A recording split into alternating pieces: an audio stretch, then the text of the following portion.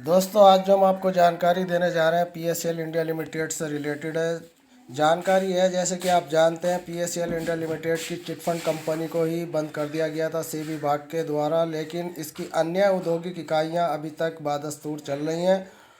और उन औद्योगिक इकाइयों से पीएसएल इंडिया लिमिटेड की प्रॉपर्टीज़ का कोई लेना देना नहीं है, क्योंकि पीएसएल इंडिया लिमिटेड की जो प्रॉपर्टी खरीदी गई थी वो केवल पीएसएल इंडिया लिमिटेड की चिटफंड प्रॉपर्टी थी। लेकिन ये अदर जो इनकी औद्योगिक इकाइयाँ हैं, इन औद्योगिक इकाइयों का उस पर कोई असर नहीं पड़ा, क्योंकि ये इससे कोई इनका लेना देना नहीं था पीएसएल निवेशकों का। सेबी विभाग ने जो प्रॉपर्टी अटैच की वो केवल पीएसएल इंडिया लिमिटेड की जो ज़मीन खरीदी गई थी इसके नाम पर, केवल उसको ही अटैच किया गया, ना कि इसके पूरे कारोबार को। तो दोस्तों, इससे कारोबार से जुड़ी एक हमारे पास न्यूज़ आई है। पीएसएल की ओर से 6 टायरा गाड़ी को माल न देना, निदान्य और बागी। जी हाँ दोस्तों, पूरी खबर क्या है आइए ये पढ़ते हैं। ये पूरी खबर हमारे पास जो आई है इस वक्त दोस्तों, ये नालंदा और आनंदपुर साहिबा से है और नांगल स्थित पंजाब सरकार के औद्योगिक विभाग पंजाब अल्कालाइज एंड केमिकल लिमिटेड की मैनेजमेंट द्वारा 6 टायरा गाड़ी को माल देने की all India road transport works federation ने निंदा की है।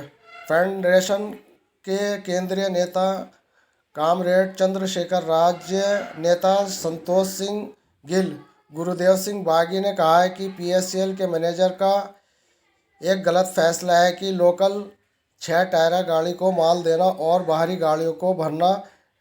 जी हाँ दोस्तों, ये पीएसएल इंडिया लिमिटेड के मैनेजर ने कोई गलत फैसला लिया, तो उसमें यहाँ पर लोकल 6 टायरा गाड़ी को माल न देना और बाहरी गाड़ियों को भराना। नेताओं ने कहा कि लॉकडाउन के कारण ट्रांसपोर्ट क्षेत्र में बहुत नुकसान हुआ है। केंद्र सरकार द्वारा तेल की कीमतें भी कम नहीं की गई।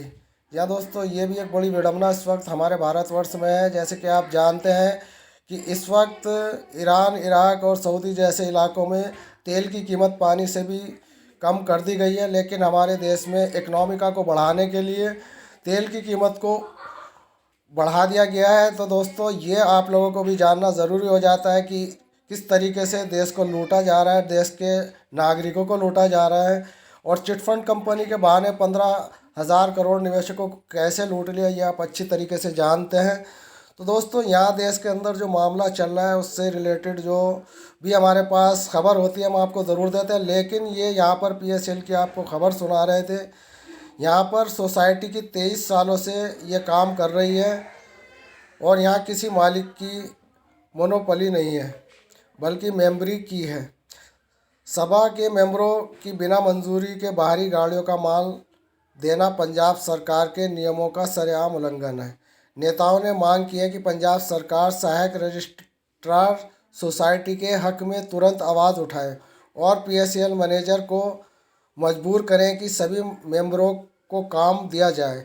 6 टायरा गाड़ी लोड करने के आदेश वापस लिए जाए। इसके साथ ही किराए के पिछले बकाया तुरंत वापस लिए जाए।